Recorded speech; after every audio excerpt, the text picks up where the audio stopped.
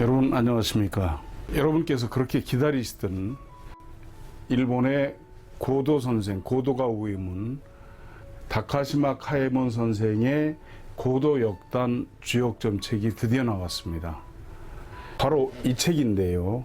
아주 크죠. 본문만 584페이지에 이르는 방대한 양입니다. 그리고 2도 인쇄로 되어 있습니다.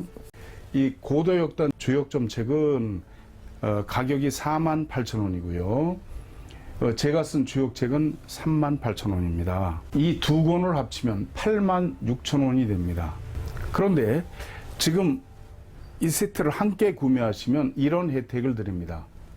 86,000원을 75,000원으로 할인해 드리고 월간 역학 1개월분 한 권 12,000원입니다. 그거를 서비스로 드립니다. 그러니까 얼마가 됩니까? 원래는 98,000원어치가 되는 거죠. 그걸 75,000원만 내시면 됩니다. 하나은행 저희 전화번호하고 같습니다.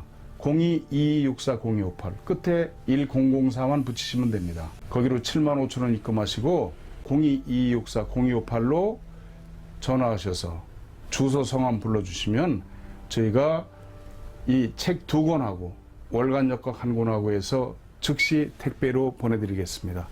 많이 신청해 주시기 바랍니다. 39번째 수산권이죠. 이 수산권은 주역에 있는 4대 난괴 중에 하나죠. 첫째가 술의 준이 있죠. 그리고 뭐가 있습니까? 감의수가 있어요. 감괴. 그리고 이 수산권이 있고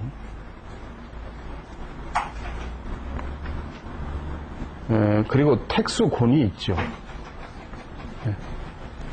이 네 개가 주역에 있는 4대 난괴입니다. 난괴 중에 하나예요. 이 건이라는 글자는 위에 차란자하고 밑에 발족이 있어서 발이 얼어서 움직이지 못하는 그런 괴입니다. 자, 초육을 보세요. 초육.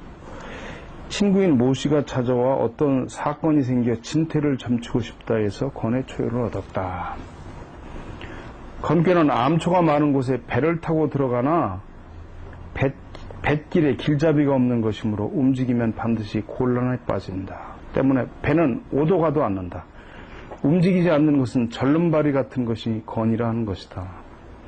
건은 걷지 못하여 고민하는 것을 말하고 이 사건의 점에서는 그가 위험한 것을 기도하여 자신을 위험에 빠뜨리려는 것이다. 이것을 안다면 행하지 않아야 하는 것이 건이다.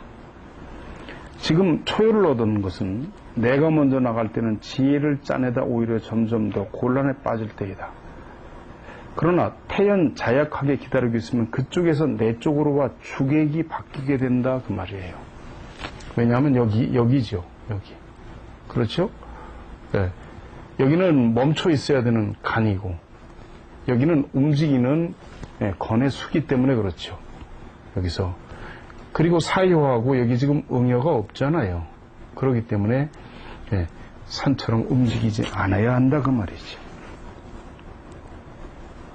예를 들면 호랑이도 고양이처럼 되어 나를 무는 일이 없게 될 뿐만 아니라 내 명령에 따르게 될 것이다. 이것이 왕건례에 가면 막히게 되고 오면 영예가 있다. 라고 하는 것이에요. 이유를 보세요. 명치 13년 동경의 모씨를 방문했더니 마침 외출 준비를 하고 있었다. 응접실에서 서로 간단한 인사를 나누자고 모씨가 말했다. 요즘 아들이 상업조합을 만들었는데 그 때문에 큰 부채를 지게 되었다. 걱정되어 오늘도 그 일로 요코하마의 채권자에게 변제기일을 연기해달라고 부탁하러 간다. 쭉 뭐 이것저것 설명을 하고 여기 이런 문제까지 판단할 수 있을까요? 하고 물었다. 나는 역은 천지인의 일로 대소조밀의 구별이 없으니 속히 일사하여 이 일을 어떻게 처리할지 방법을 점쳐보십시오. 그랬더니 주인은 스스로 서죽을 들어서 건의 이유를 얻었다. 나는 이것을 다음과같이 전단하였다. 건은 고민이 많은 꾀이다. 단사, 그죠? 괴사의 험제전이야.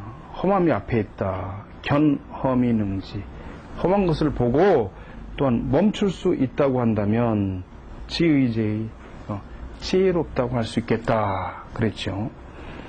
지금 아들 때문에 처자의 안심을 마음을 안심시키려고 욕구하므로 가라는 것은 오히려 상꾀인 험에 빠져 점점 더 곤란을 심화시키는 것이다. 그쪽은 분명히 선생의 부탁에 응하지 않고 오히려 선생을 더욱 곤란하게 할 것이기 때문이다. 선생이 나아가고자 하는 것은 해서는 안 되는 것이다. 이것을 견험의 능지 지의제라고 하는 것이다. 건은 절름발이이고 계명 자체가 행해서는 안 된다는 것이다. 건 이선함이란 선함으로 물러나는 것으로 이 일에 대해서는 내가 먼저 나서지 않는 것이 좋다. 분리동북이란 동북으로 나갈 때는 위험에 빠질 것을 말하는 것이다.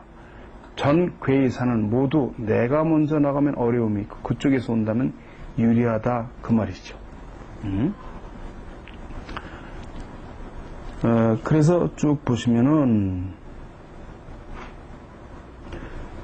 그러니 걱정하지 말고 내버려 둔다면 3개월째는 사유에 해당하므로 연대 채무자가 일체하여 부채의 반제를 상의하게 될 것이다.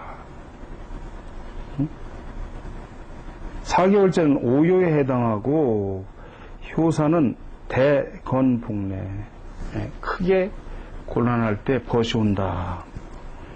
이 사건의 중재가 해결되지 않고 재판에 붙여질 것이다. 그리고 연대 채무자는 몸값을 잃을 것을 우려하여 직이나 친구에게 부탁해 여러 사람이 모여 중재가 이루어질 것이다. 5개월째는 상효에 해당되고 효사는 왕건 내석 길, 그죠? 가면 막히고 또한 오게 되는 거죠. 그쪽에서 왕건 내서 가면 막히고 오면 공이 있다. 응? 이제 그렇게 된다 그 말이죠. 명망 있는 사람이 중재에 나서게 될 것이고 여기에서 수산건의 어려움이 끝나 즐거운 일이 있을 것이다.